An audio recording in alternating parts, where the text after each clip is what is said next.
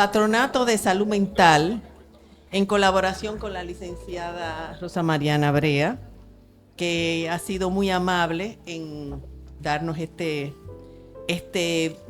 dulce que necesitamos en este momento, un momento de mucho dolor que hemos pasado, y esto es un alivio para nosotros poder manejar lo que es el duelo.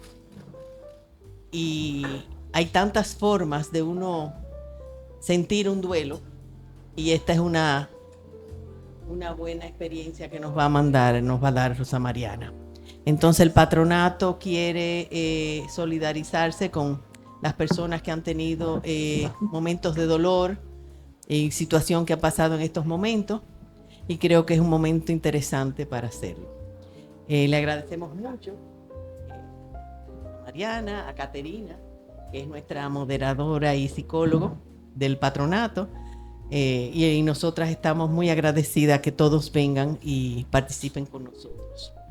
Entonces, quería también dejar un poquito de legado de patronato, que es amar y servir. Amar y servir, hoy lo sentí, hoy lo escuché en una situación de la vida nuestra, y es importante nosotros poder dejar ese legado en la sociedad. El servir a la persona que no tiene recursos, y es una de las metas que tenemos como patronato, conseguir una casa de acogida para las personas de escasos recursos puedan ir y sentir con sus familiares, que muchos que tenemos el apoyo psicológico, pero ellos no tienen. Así que es una de las metas del patronato, conseguir una casa de acogida de día, y espero que algún día podamos presentarla para todos. Yo quería antes dar una pequeña biografía. Rosa Mariana es psicólogo clínica con concentración en niños y adolescentes, realizando sus estudios en la Universidad Nacional Pedro Enríquez Ureña. Completó su formación académica realizando un posgrado en la Universidad de McGill en Montreal, Canadá, donde se especializó en intervención en crisis, manejo del duelo y trauma. Realizó estudios en terapia sistémica y psicodrama en Madrid, España, Montreal, Canadá, y en el Instituto Dr. Moreno Bacon en Nueva York. A partir de mediados de los años 80 hasta el presente, Rosa Mariana trabaja en República Dominicana en consulta privada, de manera individual y familiar, como psicólogo especializada en crisis, trauma y duelo, tema en el cual es pionera en el país, realizando continuas capacitaciones nacionales e internacionales en el área del duelo y trauma. Ha impartido cursos y talleres en diferentes universidades e instituciones públicas y privadas, así como en congresos de psiquiatría realizados en República Dominicana.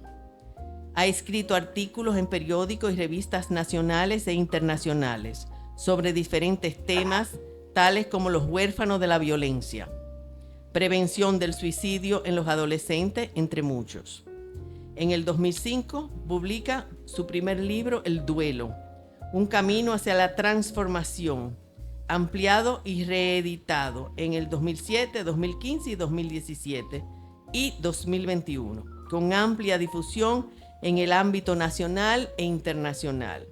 Rosa Mariana es la creadora y coordinadora del primer diplomado de trauma y duelo en la República Dominicana, el cual ha sido impartido con otros profesores desde el 2013. Yo creo que es una persona que está bastante preparada, y debemos todos ahora escucharla. Gracias.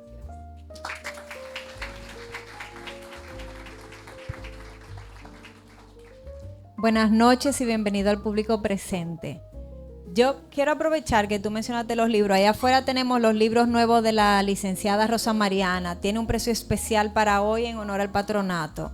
O sea que aprovechen y hagan su compra. Aparte de eso, creo que la fecha de hoy estamos haciendo honor porque se cumple justo un mes de la tragedia del Jet Set. Y creo que es muy apropiado este conversatorio con la licenciada Rosa Mariana porque nos puede dar un granito de esperanza y de luz en todo este proceso. Bienvenida. Gracias.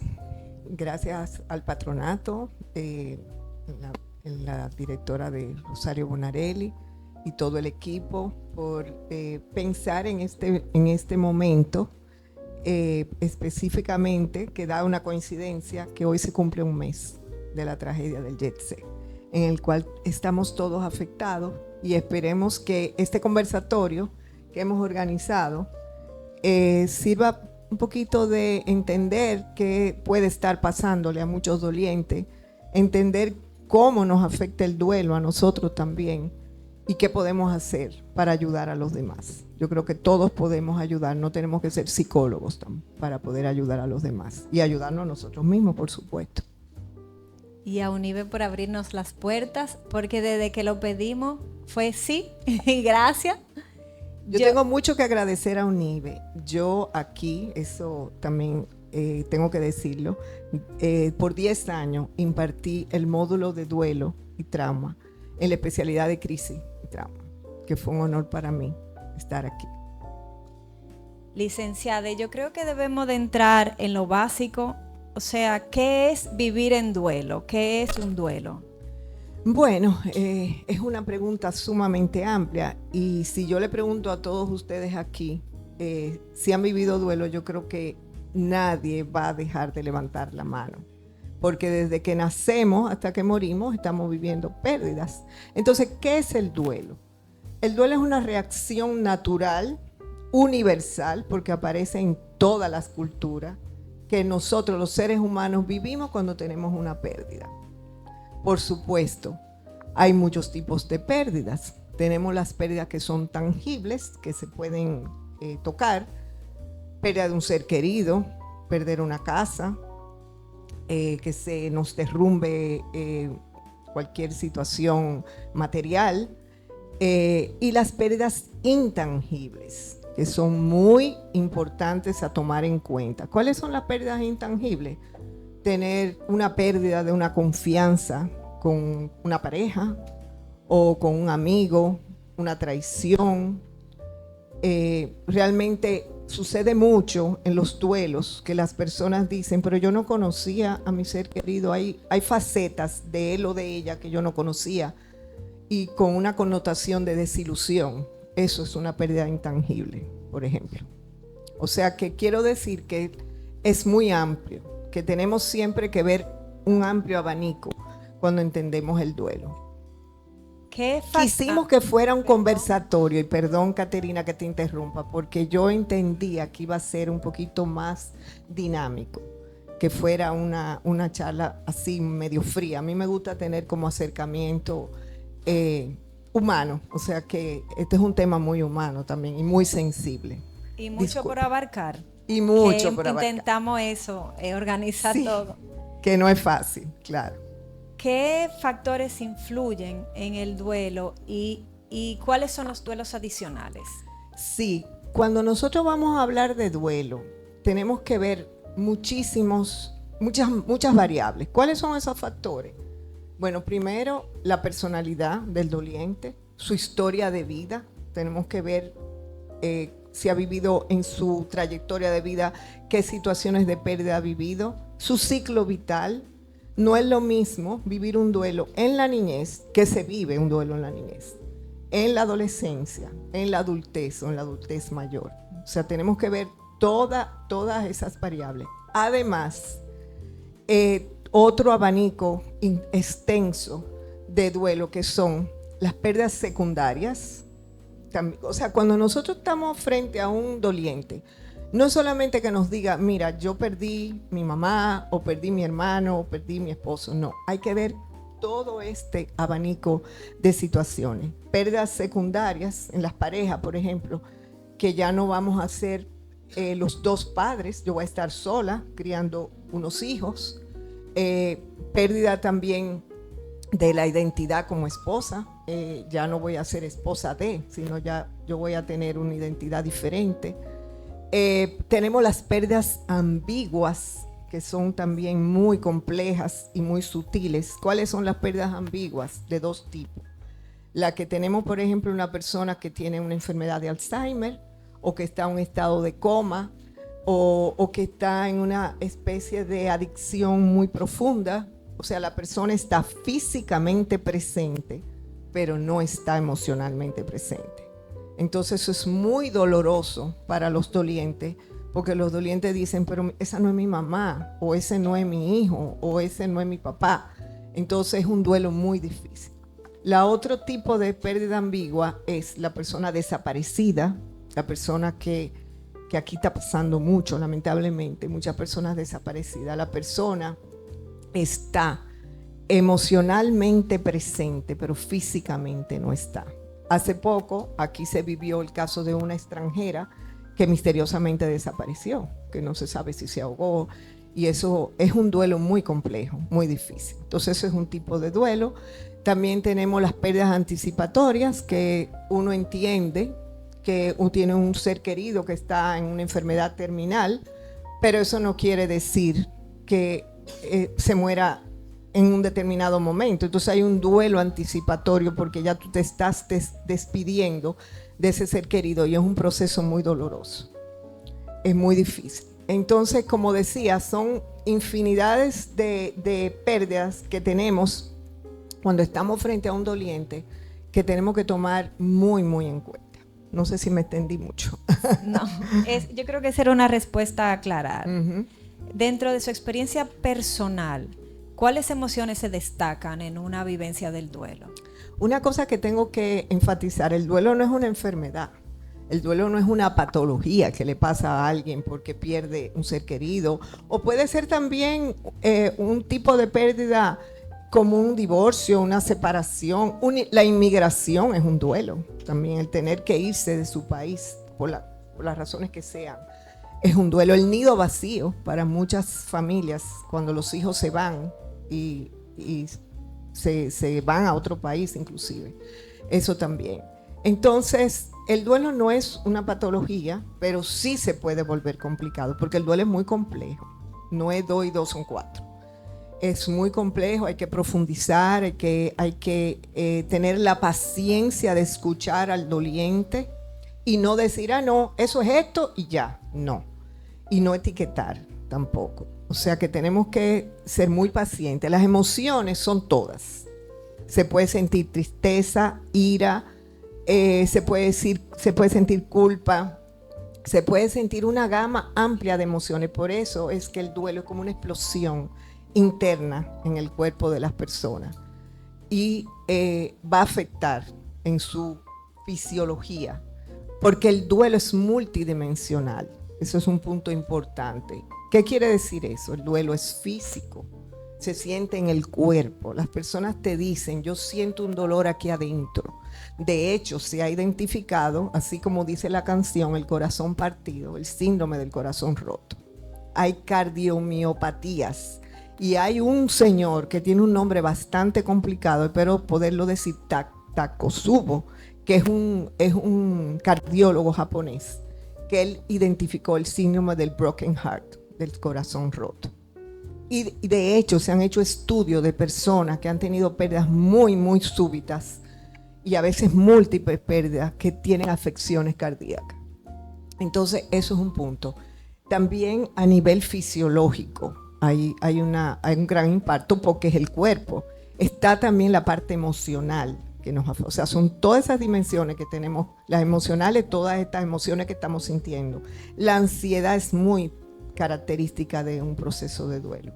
Por eso tenemos que tener mucho cuidado de no... Yo soy trabajo mucho con psiquiatra y soy muy fiel creyente de que la medicina, la farmacología es importante, pero no podemos precipitarnos también muchas veces, porque muchas veces se tiende a recetar medicación cuando no, quizás con un poquito de algunas estrategias se puede enfrentar lo que se está pasando.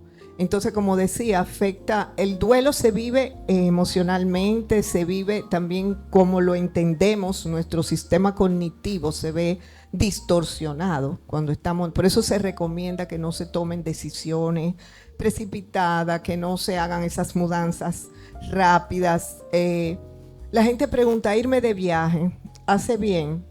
En estos días leí un artículo que decía que algunas personas irse de viaje no como una evasión, pero sino como un recordatorio de aquí estuve con mi ser querido, este fue un sitio importante para nosotros, o sea que no se puede decir que no sea positivo, pero no como una evasión. Y lo otro también a nivel espiritual nos afecta. Y otra cosa que tenemos que tomar en cuenta es las creencias y la cultura. Nosotros estamos en una cultura específica que vivimos, pero también si vamos a los barrios, si vamos a los campos, el duelo se vive de una manera muy diferente a como nosotros lo procesamos. Ni mejor ni peor, diferente. O sea que tenemos que tomar en cuenta todos esos factores. Le hago un cambio de pregunta. ¿Qué aportes ha tenido la neurociencia en el duelo? Pero además también se habla de neurobiología. ¿Qué quiere? ¿Cómo usted puede explicar eso? Sí, lo interesante de estudiar duelo es que ha evolucionado mucho. O sea, ya entendemos qué pasa en un cerebro en duelo. Y hay una doctora psiquiatra norteamericana que no es inglesa, ella escribió El cerebro en duelo. Ella dice que cuando se está en duelo, hay realmente una serie de procesos neuronales que la persona vive, que realmente tenemos que entenderlo para poder ayudar a ese doliente. Por ejemplo, la persona que tiene una pérdida siente que su ser querido está aquí, pero a la vez sabe que no está aquí. Entonces hay como una oscilación, a veces un poquito curiosa, pero es que la persona tiene que diseñar un nuevo mapa virtual de su vida, y eso toma tiempo. Y también otra cosa que se ha identificado es el cerebro nublado.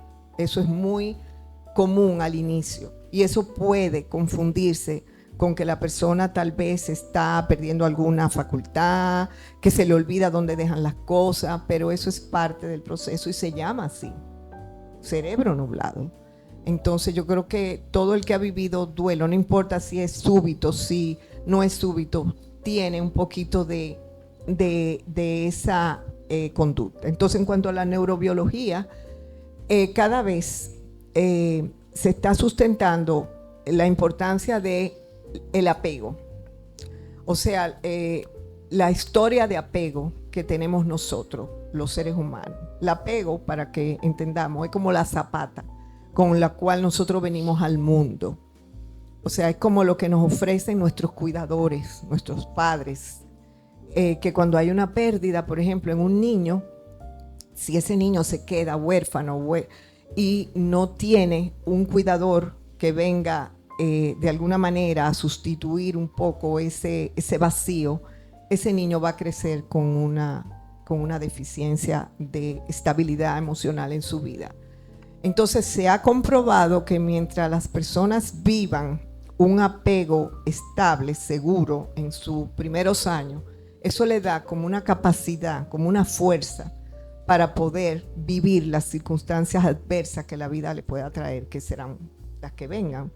Pero lamentablemente la vida no siempre es lo que uno quiere. Hay situaciones de apegos ambivalentes, apego desorganizado, apegos evitativos, que son de esas madres o cuidadoras que están contigo un momento y después no están, personas que tienen trastornos de depresión o problemas de adicción, o sea, no tienen esa estabilidad que se le pueda dar. Entonces,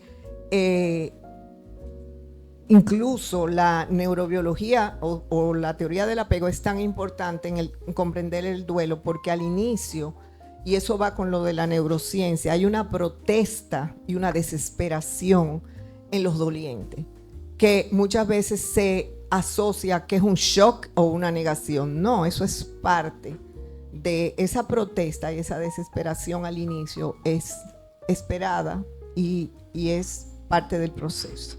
Usted suele hacer referencia a anatomía del duelo. ¿Qué es una anatomía del duelo? Sí, la anatomía del duelo es como lo que se vive en carne viva cuando uno está viviendo un duelo.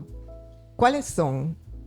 Bueno, la ira muchas veces, aunque hay personas que no sienten ira, pero sienten una tristeza muy profunda. Personas que sienten vergüenza, también hay duelos que inspiran un sentimiento de vergüenza. Cuando la época del SIDA, por ejemplo, que muchas familias tuvieron pérdidas por familiares con SIDA, eso creó mucha vergüenza en los dolientes. Y cuando hay vergüenza, el duelo se va viviendo muy solo, muy aislado, porque yo no me atrevo a comentarle a alguien que mi ser querido falleció, me da vergüenza eso, que es una pena, porque de la única manera que nosotros podemos salir adelante es con ese acompañamiento de los seres queridos, de los amigos y de los profesionales, por supuesto. Entonces tenemos también la culpa. La culpa es como un martillo que tenemos a veces ahí. ¿Qué es lo que debimos haber hecho? Lo que no debimos haber hecho, que yo debía haberme dado cuenta, que no debía, o sea que son realmente muy torturantes esas emociones. Dentro de esto que usted está hablando está la depresión, y de las personas que viven duelo caen en depresión. ¿Cómo podemos identificar esos indicadores de la depresión? Bueno, aquí estamos entrando en un tema bien, bien sensible, porque la línea, y yo creo que aquí hay psiquiatras que me pueden confirmar eso, la línea entre una tristeza por duelo y una tristeza por depresión es muy fina, pero ya se han podido determinar algunas diferencias. La persona que está triste por duelo está anhelando al ser que se fue, o la situación o la circunstancia, y tiene una rumiación relacionada con eso, pero eso no quiere decir que está desconectado con la vida. De alguna manera está conectado con la vida. El depresivo profundo tiene rumiación y desvalía de sí mismo y desesperanza y una sensación de que incluso no siente las emociones, o sea, está como desconectado de la vida. Entonces hay en algunos casos hay ideación suicida, tanto en uno como en otro, pero el depresivo tiene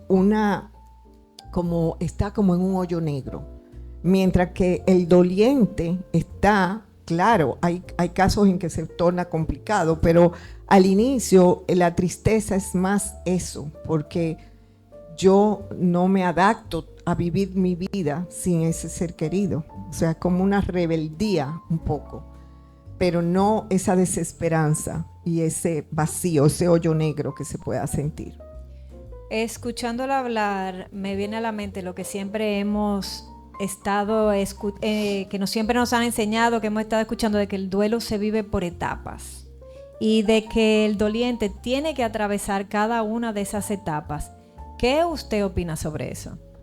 Bueno, ha llovido mucho en ese tema y es un tema que se toca para acá y para allá. Dicen que hay dos etapas, quién yo era antes y quién yo soy después. Por eso mi libro se llama Un camino hacia la transformación, porque el duelo es una transformación, la vivencia del duelo es una transformación. Entonces, vamos desde las etapas de la famosa doctora Kubler-Ross, una psiquiatra suiza, radicada en Estados Unidos, que ella habló de las etapas de shock, de negación, de protesta, de ira, de regateo, de todo eso. Ya eso está totalmente descartado. Eso es parte de la historia. Realmente ella hizo unos grandes aportes, sobre todo con enfermos terminales, pero al final de su vida ella misma dijo: señores, esto no lo tomen literal. Esto no es 2 y 2 son 4. Ella misma lo dijo. Pero el duelo se ha popularizado tanto que ya es muy fácil hablar de las etapas, pero no es así. Se habla, por ejemplo, de tener una orientación hacia el duelo, como la conciencia de la pérdida. Porque se habla de etapas, se habla de tareas, se habla de fase, pero olvidémonos un poquito de todo eso. Tenemos que entender que la persona en duelo tiene que atravesar ese camino, esa travesía, es la única manera.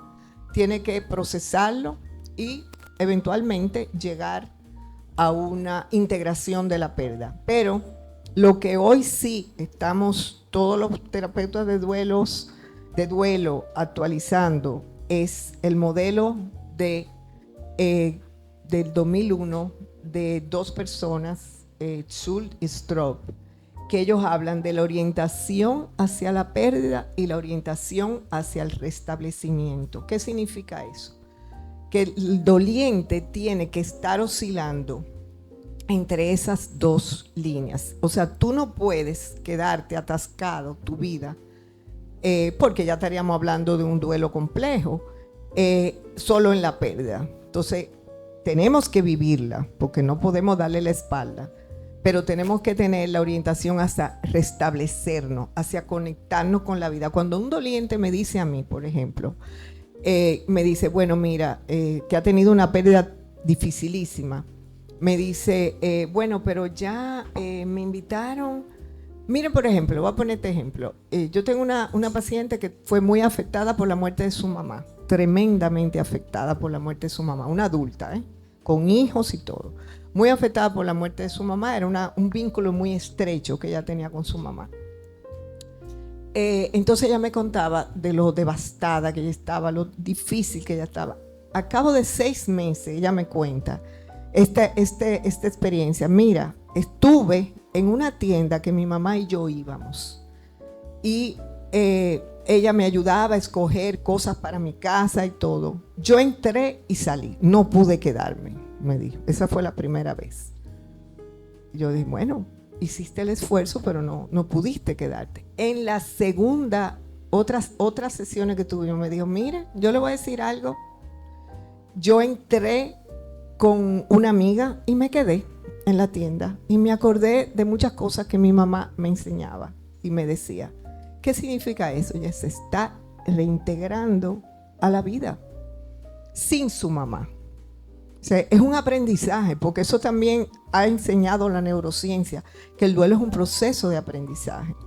O sea que para mí el hecho de ella haberme dicho eso, yo encontré que es un gran avance. Eso no quiere decir que por el momento ella tenga, cuando cumplió su hijo, por ejemplo, año, un niño pequeño, que no estaba su mamá, su abuela, ella se sintió devastada, pero ella le celebró el cumpleaños a su hijo.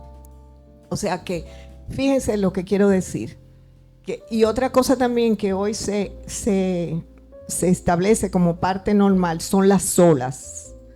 ¿Qué significa eso? Que eso es parte de lo que hablamos del restablecimiento y el vivir la pérdida. Vivimos olas. Hay personas que me dicen, yo tuve un fin de semana horroroso. ¿Qué te pasó? No, yo me sentí que yo echaba para atrás. Yo me pasé el fin de semana llorando, que me lo pasé terriblemente miserable. Esa es una ola de duelo. Y eso hay que explicárselo. No adelantarnos, pero cuando lo tenga, decirle, mira, eso es parte del proceso. No te asustes. Eso puede suceder. Tienes que buscar alternativas que te puedan ayudar. Identificar qué tú hiciste, con quién tú estuviste, cómo tú te manejaste. Tú te sentiste desamparada, tú estabas sola. Entonces, todo eso tenemos nosotros los terapeutas que ayudar a los dolientes, porque esas olas, incluso hasta después de muchos años pueden pasar, porque el duelo no se cierra, el duelo se aprende a vivir. Pero eso no quiere decir que después de 5 años a mí me toque un Día de las Madres o una fecha de que se va a graduar un hijo. O sea, todo eso puede suceder. ¿Qué tipos de modelos de abordaje del duelo existen? Pero aquí le pregunto, ¿con cuál usted se identifica más? Con ese, orientación hacia la pérdida y orientación hacia el restablecimiento. Ese es con el que yo más me identifico, con el que yo más trabajo. Yo no le hago mucho.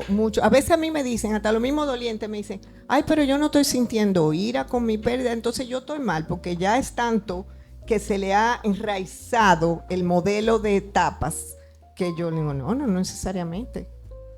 O puede quedarse atascado en un momento, en una de esas vamos a decir, sensaciones que pueda tener, pero yo me identifico más con eso. Yo le hago aquí una pregunta casi de clase. ¿Qué es el trauma?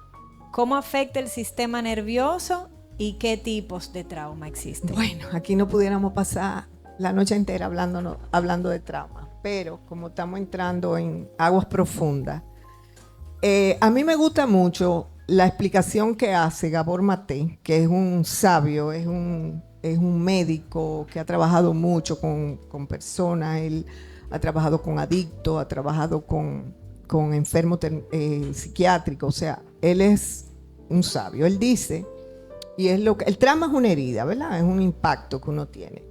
Pero lo que él expresa, que trauma no es lo que a ti te pasa, sino lo que pasa dentro de ti en relación a lo que tú vives.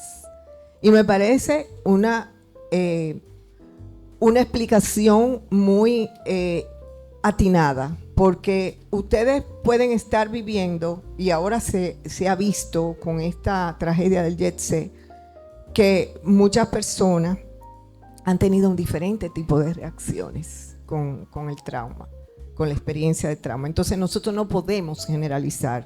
Todo lo que vivieron en la experiencia de Jet Set van a tener un duelo de estrés postraumático. Sí, el trauma conlleva muchos duelos. Eso sí es muy importante. ¿Y cuál fue la otra parte de la pregunta? Tipos. ¿Cómo afecta el sistema nervioso y tipos? Sí, no, el trauma nos afecta el sistema nervioso. Hay un estado de hipervigilancia, de excitación, y fíjense que cuando una persona vive un trauma o una experiencia muy abrumadora, se queda como que asustado y puede oír ambulancias, puede oír son. Yo tuve una paciente que ella estuvo al borde de fallecer en un accidente. Ella sobrevivió, pero la persona que estaba al lado de ella falleció, que lamentablemente era su pareja. Y ella me decía, ella recibió primer auxilio rápidamente, que después, al mucho tiempo, ya se le quedaba en sus oídos ese sonido de esa ambulancia que venía a rescatarla. Eso le duró a ella mucho tiempo. Hubo que hacer un poco de trabajo corporal con ella para ella poder procesar lo que era eso. O sea que el trauma nos afecta, de hecho, afecta a nuestro organismo, y la parte que ya se ha establecido la conexión del cerebro con el área gastrointestinal. O sea, realmente hay inflamación en el organismo. Tenemos hasta enfermedades autoinmunes, un gran estrés que nos quede alojado en el cuerpo, porque el cuerpo es el que aloja el trauma. El trauma no es racional, el trauma no se puede explicar. Bueno, a mí me pasó esto, porque muchas veces la memoria está nublada, no se recuerda bien lo que se pasó, pero sí se recuerda lo que se sintió. El cuerpo tiene memoria, como dice un libro, que el cuerpo lleva la cuenta.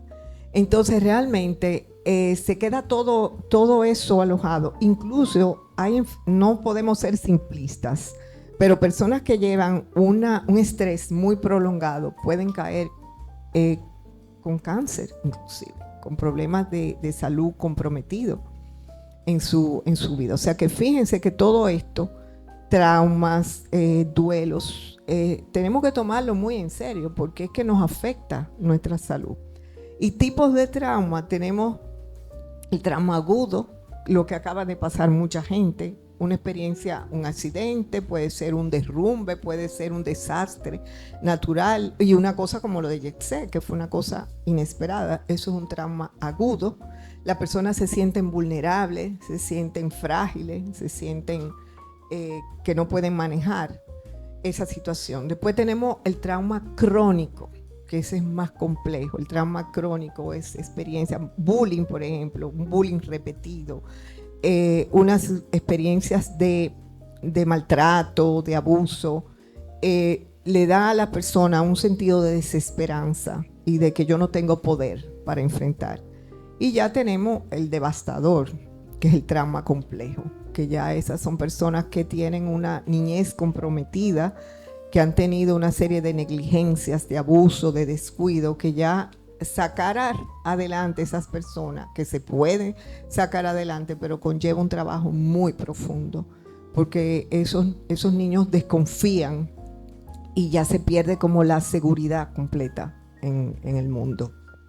Con estos dos temas, duelo y trauma, ¿nos puede explicar un ejemplo de qué es un duelo traumático? Bueno, yo creo que más o menos todos los que estamos aquí habrán podido identificar lo que es un duelo traumático con lo que hemos visto, porque también, señores, trauma nos puede llegar a nosotros por presenciar, por estar, por ejemplo, hay personas, que los mismos rescatistas que estuvieron ahí, quedaron con experiencias muy, muy difíciles, muy impactados en su interior. Pueden haber pesadillas, pueden haber de verdad flashbacks de recuerdo. Realmente la persona se queda como si hubiera sido un rayo que le haya caído. Es un duelo traumático, puede ser por accidente, puede ser por situaciones. Por ejemplo, niños que han tenido operaciones en su niñez que no se manejaron adecuadamente, intervenciones quirúrgicas, arrojan ese trauma. Y muchas veces más adelante, porque el trauma se queda escondido en el cuerpo, que se manifiesta con síntomas. El cuerpo manifiesta síntomas. Hay personas que te dicen, yo no salgo de un dolor de cabeza, yo no salgo de un tema gastrointestinal, yo no salgo, o sea, por eso es que se habla mucho de que tenemos que prestar atención a lo que nuestro cuerpo nos habla, pero muchas veces nosotros estamos muy desconectados, muy despegados de lo que sentimos en el cuerpo por la vida que se lleva, una vida un poquito automática, un poquito robótica. Entonces, esto es importante porque si nos ponemos a pensar, la gente dice, bueno, pero todo el mundo vive trauma. Sí, pero depende cómo te haya afectado, depende cómo tú, por ejemplo, tú te caíste de la bicicleta cuando tú eras niño y quizás tú tuviste un papá que vino y te acogió, te dio amor y no te comenzó a decir, pero tú eres un blandito, pero ¿por qué tú no acabas de aprender? Mira a tus hermanos. O sea, son dos escenarios diferentes. Entonces hay que ver qué reacción tiene el adulto con ese niño. Se ha puesto en vigencia en los últimos años la teoría polivagal de Porges. ¿Qué aporta esta teoría para la comprensión del trauma?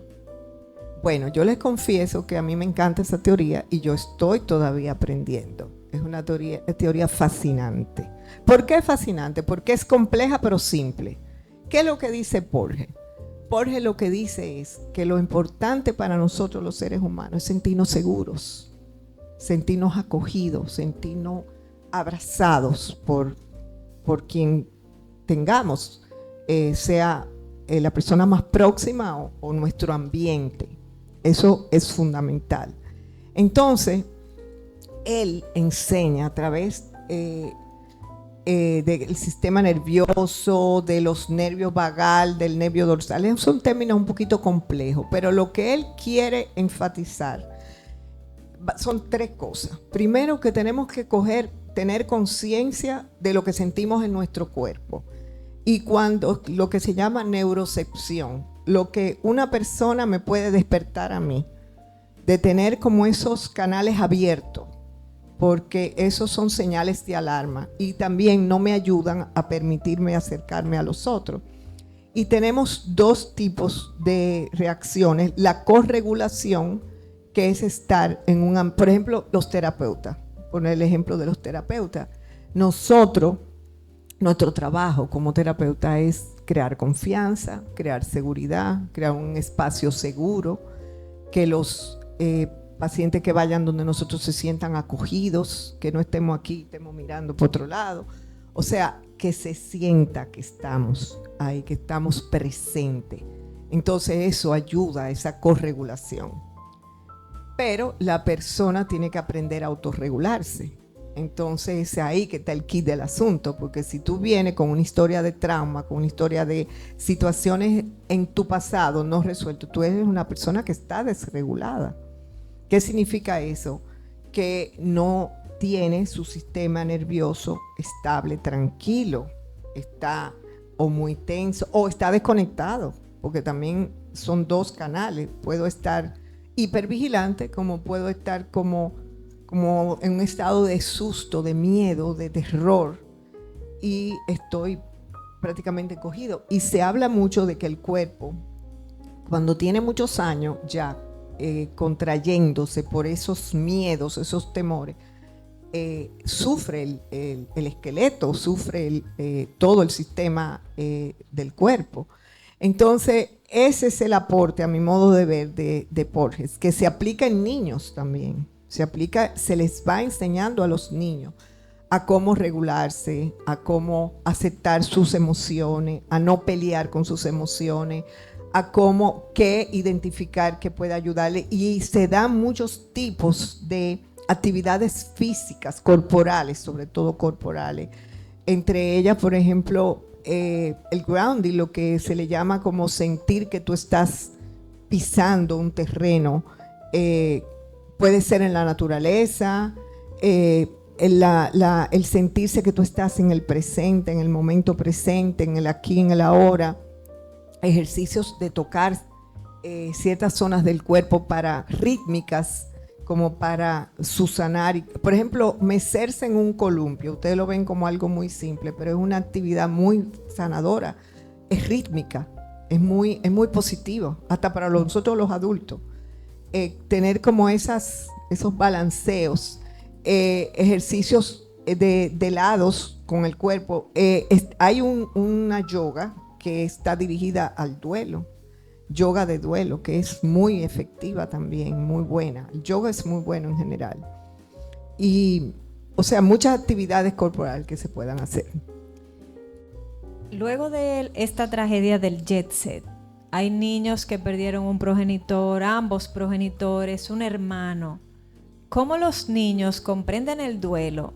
Pero también, y mucho más delicado, ¿cómo explicarles la pérdida de un ser querido?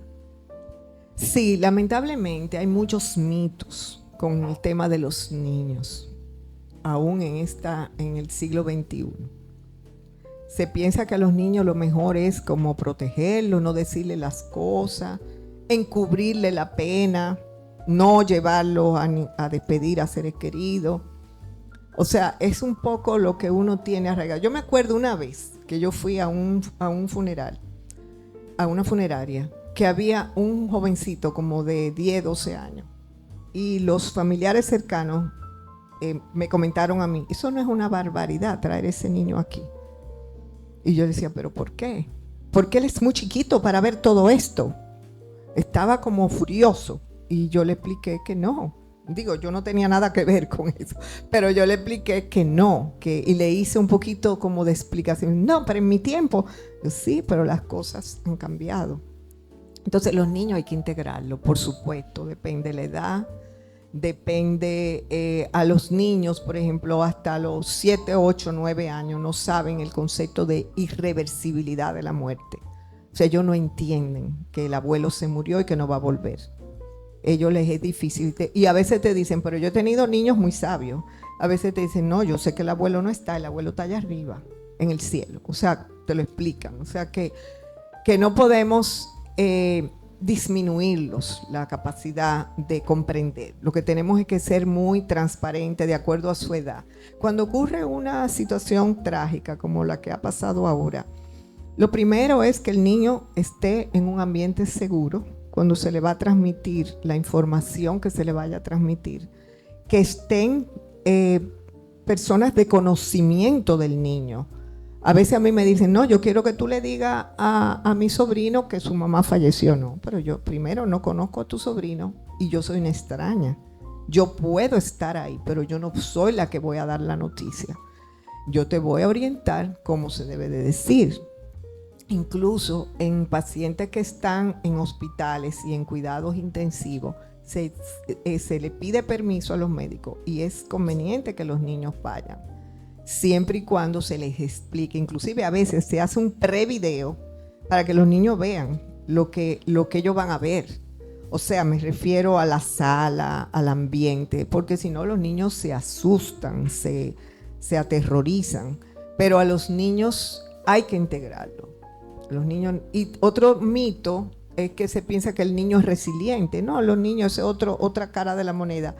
No todos los niños son resilientes. ¿Qué recursos existen para ayudar a los niños a expresar la pérdida? Sí, con niños es muy efectivo el dibujo, obviamente los cuentos. Yo utilizo mucho los cuentos. cuando muere un abuelito, cuando muere un hermano, y los niños les gusta mucho esa manera de abordaje. También fotos, hacer un álbum de fotos, y escucharlos también. Está también, hay muchos recursos. Ahora está la película Intensamente, que enseña mucho de las emociones.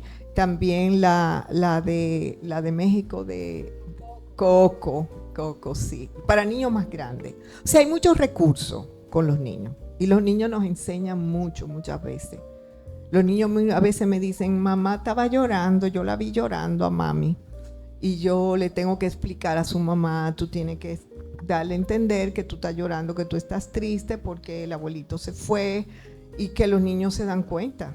Y los niños viven el duelo de acuerdo a como los adultos lo viven. Si el niño siente una señal de que él no debe de hablar, que él no debe de decir, porque eso está prohibido, eso es tabú en la casa, él se va a callar y no lo va a hacer.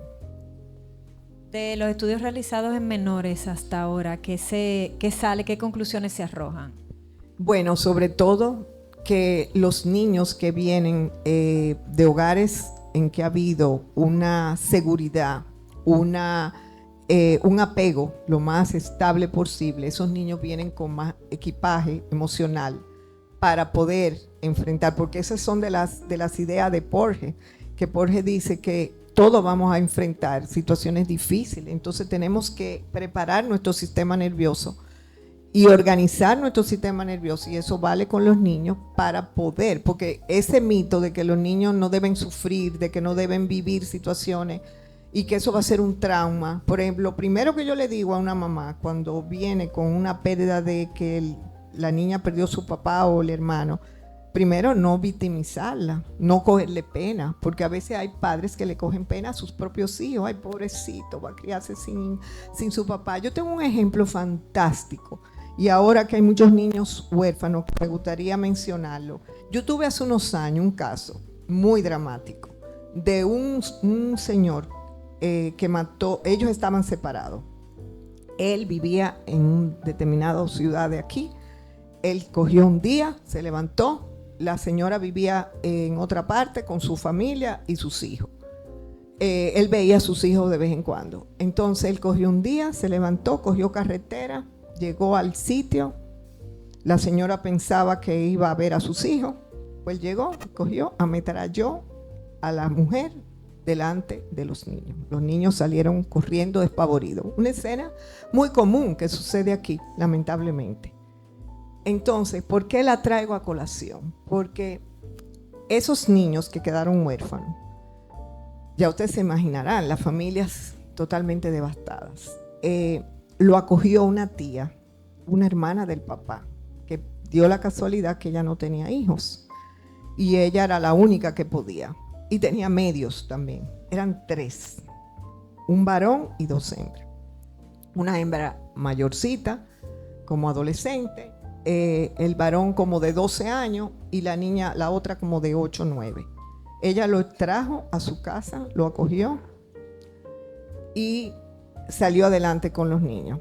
Pero ¿qué le ayudó a ella? Aparte de todo el cuidado, toda la atención, todo el amor que ella le dio sola. Ella vivía en una comunidad, de esas comunidades de apartamentos que tienen áreas abajo. Y ella se lo dijo a todos sus vecinos: mis sobrinos vienen, no quiero que ustedes lo traten con amor, con cariño.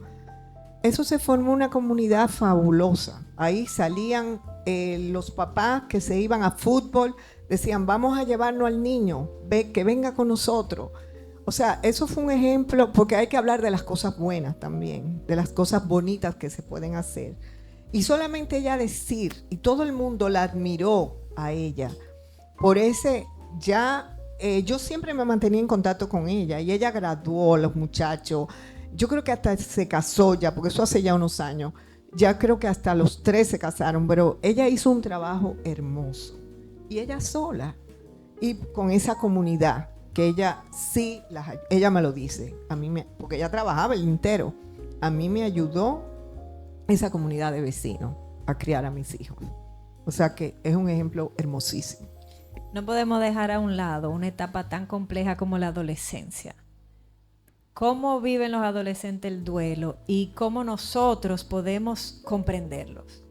Los adolescentes lamentablemente son muy mal comprendidos. Comienzan a decirle los familiares, los papás muchas veces, pero tú eres un indiferente, tú tienes esa música altísima, tú te encierras en tu cuarto, tú no hablas con nadie. El adolescente ya tiene la comprensión de la pérdida, ya está un cerebro más maduro, pero está en formación.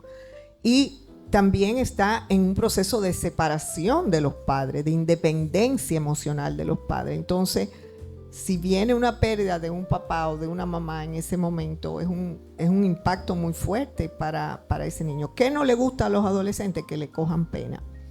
Lo primero, yo recuerdo muchos casos, cuando hay pérdida en adolescentes, lo primero que yo ponía contacto a la mamá con el colegio o el papá, que supieran que en ese caso había pasado bueno, ellos lo saben, los muchachos lo saben rápidamente, pero que lo acogieran adecuadamente. Y yo me acuerdo una jovencita que me dijo a mí lo que le había ayudado muchísimo, que le había encantado, que todos los amigos, en vez de venir a abrazarla y a llorar con ella, le escribieron mensajes que ella me leyó algunos y me decía, mire, Rosa Mariana, qué lindo este mensaje. Entonces eso, porque los adolescentes viven el duelo en grupos afines de amigos. A veces ustedes ven ese grupete de amigos, pero ahí están viviendo su duelo, ahí están llorando, están recordando, si es un hermano, por ejemplo, todavía muy sensible. Eso es un duelo que no se habla mucho, la pérdida de un hermano en la vida adulta o en los jóvenes, o sea, no niños. Es duro si se muere un hermano mayor, que yo quedo de hijo único, por ejemplo. Yo he tenido casos así. Entonces, es muy doloroso. O sea, se agrega la pérdida del hermano y ahora una nueva identidad. Ya yo soy hijo único, ya yo no tengo otro hermano con quien hablar, con quien desahogarme, con quien pelear, por ejemplo. A mí me gustaría oír su opinión en un caso de una persona que vive un duelo fuerte y que cae en la adicción, o bien una persona ya en adicción y que vive un duelo o un trauma. Sí, la adicción es una situación muy, muy, muy dolorosa y muy difícil, porque en la adicción se conjugan muchas situaciones físicas, emocionales, muchos duelos, muchos traumas también. ¿Qué es lo que es la adicción? Es una anestesia emocional, que eso lamentablemente hay un riesgo en los duelos, que hay personas que pueden caer en una adicción. Puede ser una adicción a sustancias como alcohol o otras sustancias, como también puede ser adicción a las compras.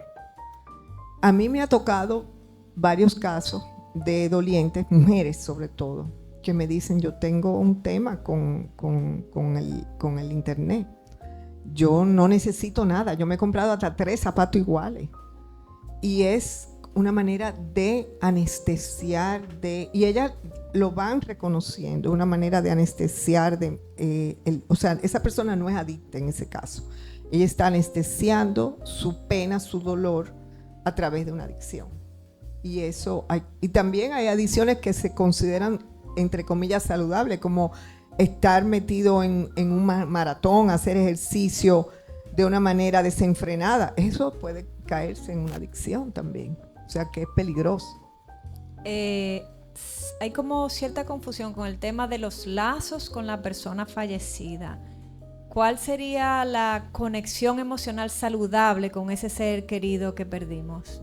Sí, nosotros, cuando yo empecé hace unos años, ya decían, no, ya la persona tiene que cerrar ese ciclo, ya tiene que abrir de nuevo. Es cierto que hay que abrirse a la vida, pero la persona que formó parte de tu vida, de tu historia de vida, tú no la vas a borrar. Entonces ya hay más estudios sobre la importancia de mantener los lazos emocionales, porque la relación no termina físicamente, pero emocionalmente no termina. Entonces, pero como todo en la vida tiene cosas positivas y cosas negativas, ahí vamos a hablar de la inteligencia artificial y el duelo. Eso sí es un tema complicado, que a mí me está preocupando muchísimo, porque ahora hay un movimiento que se llama tecnoespiritualismo. Ojo con eso. Y eso lo tenemos a la vuelta de la esquina. Ya en Corea hay una aplicación que un doliente puede, a través de todo el sistema de algoritmos y de los chatbots y de todo eso, hablar con su ser querido. Y se siente muy real. Se siente que es verdad que está hablando con su ser querido.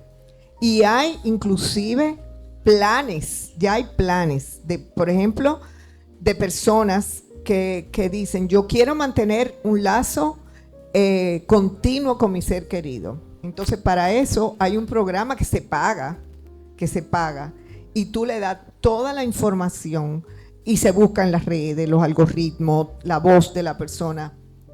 Eso está siendo una preocupación para los terapeutas de duelo. ¿Por qué? Porque ahí puede aferrarse a una situación de un duelo complicado.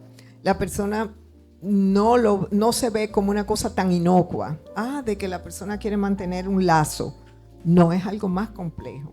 Entonces realmente estamos muy preocupados con eso. Yo creo que todos los psicólogos y los que estamos trabajando en esta área tenemos que tener una nota de advertencia, porque eso puede ser una ola de como una epidemia de que se vuelva contagiosa. No, pero espérate, ya no es de que con espiritismo y con medium, no, ya esto es una cosa de que yo tendría un contacto con mi ser querido que me responde y que me da la voz y todo eso. O sea, yo por eso le hago la advertencia, porque ya eso se llama tecnoespiritualismo y ya hay todo un universo con eso. Pero díganos alguna ventaja. Las ventajas que yo las veo de una manera más sencillas. Hay un libro que yo leí que se escribió a raíz del tsunami en Asia. Y eso es verídico. Se creó cerca de donde ocurrió la tragedia. No sé de quién fue la idea, pero se hizo como un teléfono en una montañita. Y iban filas de dolientes. Es como que aquí hagamos pero nadie quiere ir allá, ahí. Pero filas de dolientes, y se pasaban tiempo hablando con su ser querido. Eso yo lo veo muy positivo, lo veo muy bien. Yo tengo pacientes que me dicen, mira, yo voy al cementerio, pero yo voy a hablar con X. Yo le llevo carta, yo le llevo dibujo, yo le cuento la semana. Eso no es enfermizo, mientras no sea una obsesión, pero eso puede ser sanador también. O tener también un espacio en tu casa que tú quieras conversar con tu ser querido, una foto, eso no es momificar al muerto, eso no es momificarlo. ¿Cuándo el duelo o el trauma se puede tornar crónico? Sí, lamentablemente hay un porcentaje de personas que no pueden superarlo. Indudablemente nosotros estamos para acompañar en el proceso, pero puede que ese proceso se torne negativo en algún momento y que la persona no salga hacia adelante. Puede ser que una persona que tenga una relación muy dependiente con su ser querido, por ejemplo, una persona que no acepta, que no quiere desprenderse de nada de su ser querido. Entonces es una persona que se aísla de todo el mundo, que no se conecta con la vida, como hablamos. Entonces ya esos son indicadores de que le llaman, de acuerdo al DSM-5 revisado, los psicólogos que están aquí, hay una gran lucha y una gran protesta, porque ellos dicen que los que formaron el DSM-5 es como la Biblia de los psicólogos, de los psiquiatras y todo eso. Ellos dicen que es un año, que si la persona al año no está bien, hay que medicarla, ya es un duelo complicado. Son unos criterios rarísimos y eso está totalmente ya O sea, hay una revolución en contra sobre eso, porque en un año muchas veces, porque eso es una cosa que me preguntan muchas veces, ¿cuánto tiempo?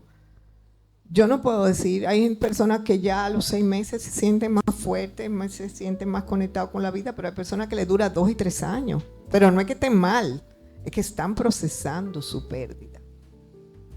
Pasa mucho con los padres, con los hijos, esas muertes muy trágicas, con niños pequeños. Entonces, no podemos decir, pero esa persona está viviendo un duelo patológico. Entonces, tenemos que ser muy flexibles, pero también tenemos que tener los ojos muy abiertos, porque podemos tener al lado de nosotros una persona, y generalmente la persona que tiene duelo complicado es la que menos asiste a consulta. La que da el grito es la familia. Es la familia que está preocupada porque se da cuenta que su ser querido no está reaccionando a la vida. Entonces ahí ya se toman otras medidas. Yo creo que esta parte es muy importante. Aclárenos un poco la importancia de los rituales en el doliente. Sí, hablando de mantener los lazos y conexión con el ser querido, hay rituales formales y rituales informales. Los formales son las despedidas, los memoriales, los funerales, todo eso es muy importante, porque ya nos hacen sentir que esa persona ya no está en el universo de la vida. Pero también están los rituales informales, que son de muchos tipos.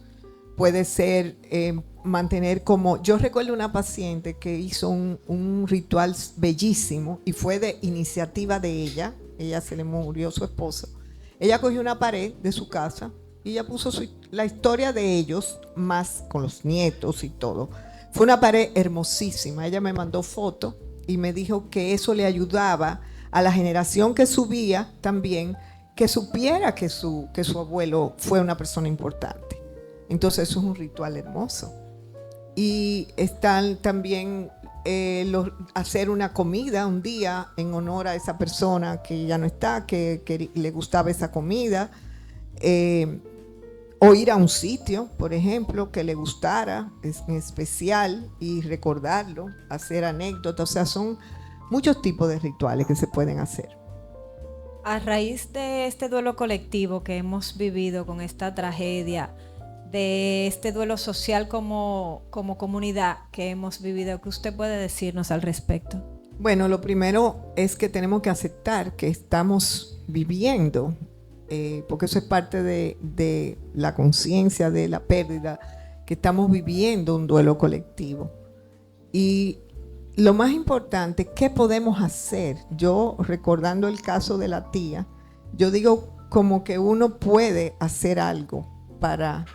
Primero que nada, tenemos que estar nosotros bien con nosotros mismos. Nosotros no podemos dar si no estamos en paz, si no estamos tranquilos, y todos los terapeutas y las personas que han estado al frente, por momentos podemos sentirnos desregulados, podemos sentirnos ansiosos. Tenemos que tener nuestros espacios de autocuidado y todo eso es importante.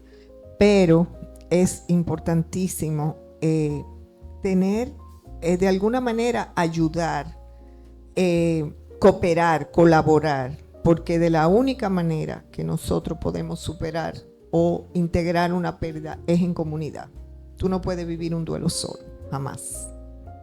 Ya para concluir este espacio de psicoeducación, espero que no les haya cansado. Al contrario, que usted no se puede ir sin decirnos estrategias importantes para poder trabajar con el duelo y enfrentar esto, duelo o trauma. Si hay algo interesante en esta época, es que hay muchas modalidades. O sea, para enfrentar tanto los duelos como las traumas. No podemos como casarnos con un estilo especial. Por supuesto que nos sintamos cómodos nosotros. A mí me gusta mucho integrar la parte no solo narrativa, sino también corporal. En cuanto a la narrativa, por ejemplo, hacer reflexiones, diarios, no diarios de días, sino de lo que tú vas sintiendo. Obviamente el contacto con la naturaleza ayuda muchísimo. Los ejercicios de respiración, que son tan simples y tan fáciles, pero ayuda muchísimo a regular al sistema nervioso. Eso es muy importante. Mantener una alimentación balanceada también. El sueño es súper, súper importante. El contacto, como decía, también hay personas que le ayudan. A los niños les ayuda mucho las mascotas. Eso, y a los adultos también. Las mascotas son una fuente hermosa también de conexión. Y bueno, son muchas cosas que se pueden hacer. Se pueden hacer mandalas, se puede tejer, se puede cocinar también, se puede caminar en la playa. O sea, son muchas estrategias que uno puede hacer. Y se puede buscar ayuda también, con acompañamiento. Muchas gracias, licenciada. Ojalá hayan disfrutado esto tanto como yo.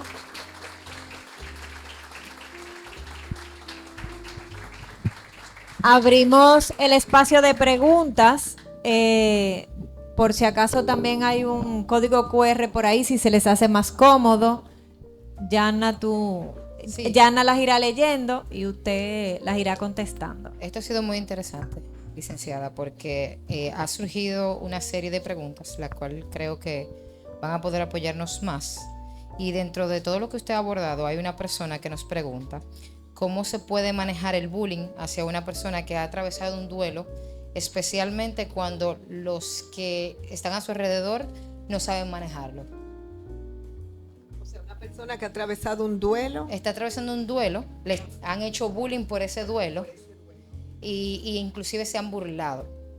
Ay, sí, eso, oye, qué pregunta más oportuna, porque la verdad que eso pasa. Ah, fuiste tú. Ah, pero qué bien. Muy oportuna, porque realmente ahí nos indica cuánto nos falta de educación para el duelo y qué poco sensible muchas veces somos. Y a mí me ha pasado muchas veces en consulta que los mismos dolientes me dicen, mira, yo hasta no quiero ir al trabajo muchas veces, porque es que cuando yo voy al trabajo, en vez de recibir lo que me dicen, ya tú tienes que estar bien, tú tienes que cambiarte, tú tienes que vestirte, tú tienes que salir. Entonces me agobian y realmente llegan a sentirse que es un bullying. Yo creo que tenemos que ser multiplicadores todos nosotros de que el duelo necesita ser visible. El duelo es un proceso normal, es un proceso que necesita ser vivido, necesita ser aceptado, necesita ser acompañado y se necesita paciencia también y tolerancia.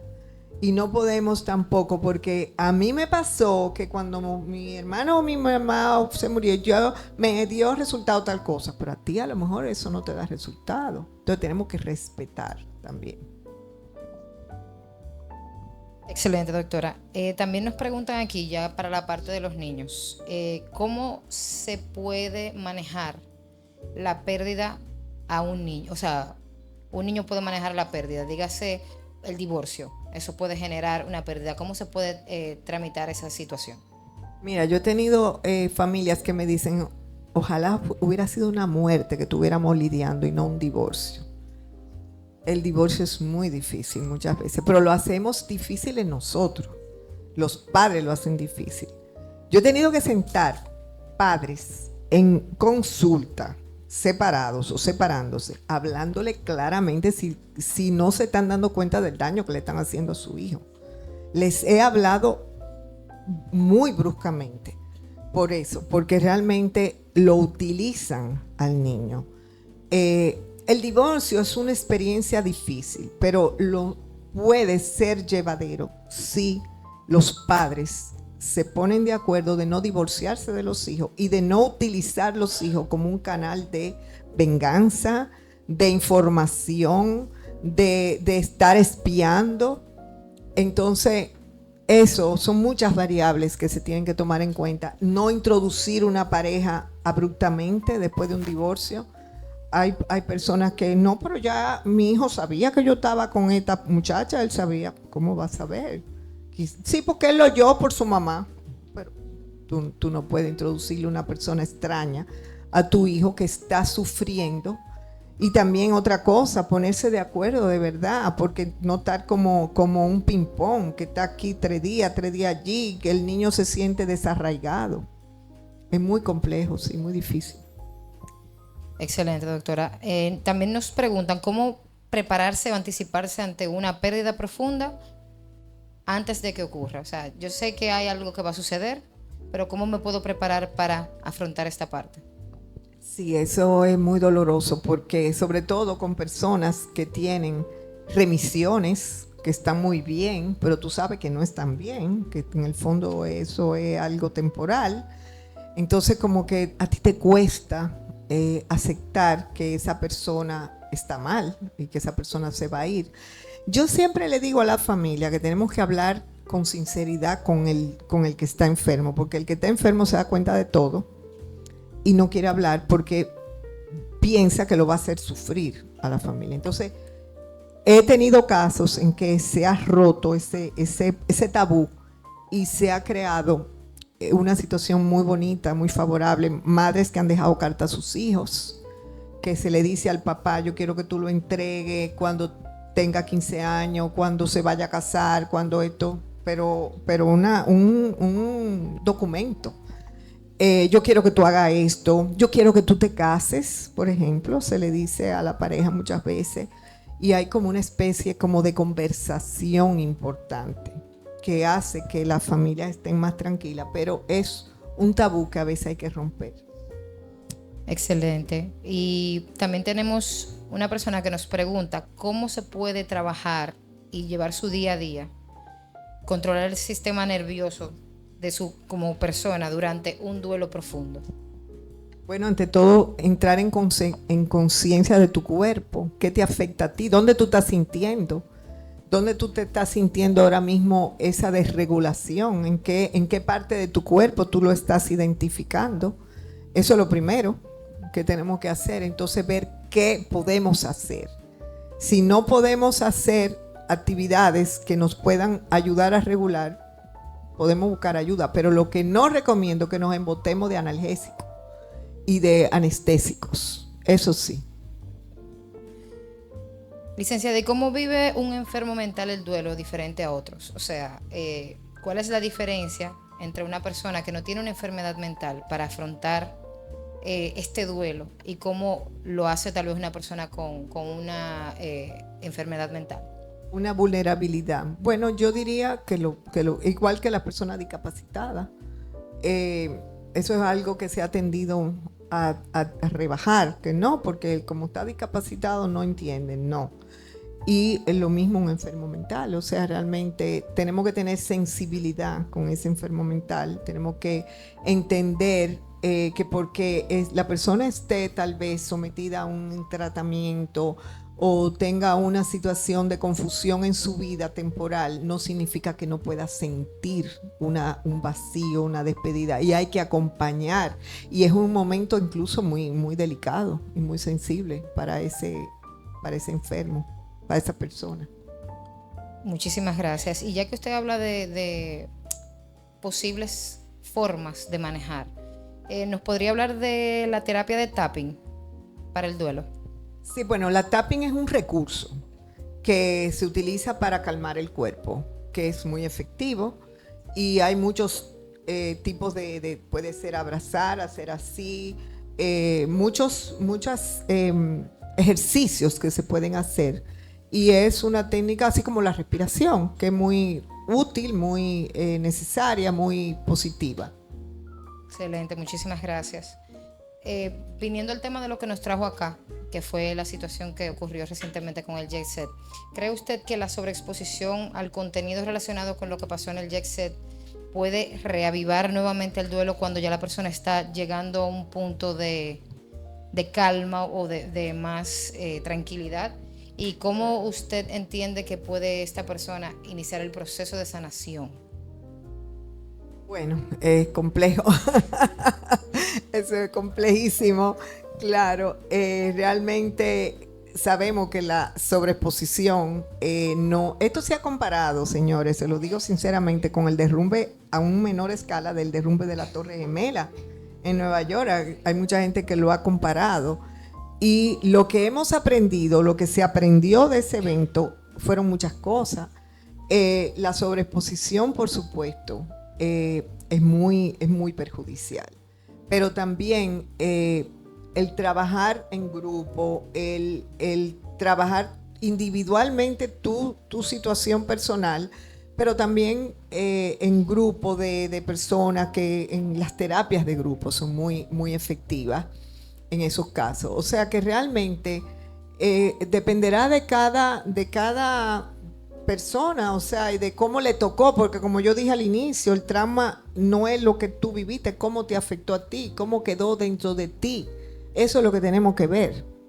Excelente, muchísimas gracias. Por cuestiones de tiempo vamos a cerrar aquí, pero le vamos a estar compartiendo las preguntas a ver cómo el patronato puede seguir abordando este tema.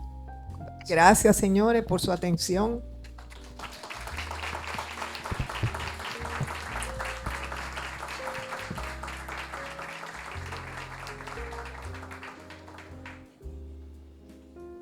Bueno, después de esta magnífica charla que hemos recibido de parte de la licenciada Rosa Mariana Brea y de su acompañante Caterina Juárez, que ha servido también como de parte del Patronato de la Salud Mental Padre Villini, nosotros queremos despedir esta actividad dándole las gracias primero a la licenciada Brea por su magnífica exposición que nos ha dejado a todos con una serie de cuestionamientos, de preguntas y de interrogantes, pero que sabemos que poco a poco podemos ir avanzando en este trayecto.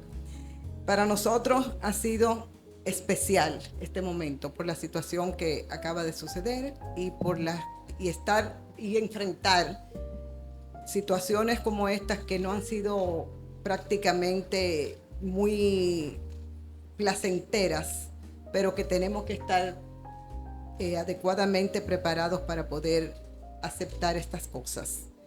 Esperamos que la información que hemos recibido de parte de la licenciada y que hemos compartido nos sea de utilidad y nos inspire a seguir aprendiendo y cuidando nuestro bienestar emocional. Como patronatos, le invitamos a reflexionar cómo pueden aplicar los conceptos experimentados en esta magnífica charla. Nuevamente, gracias a la licenciada, a UNIVE por acogernos en su magnífica casa y por la participación de todos ustedes para haber tenido esta maravillosa experiencia. Que tengan una excelente noche y mucho éxito en el camino hacia la vida más saludable y equilibrada. Muchas gracias.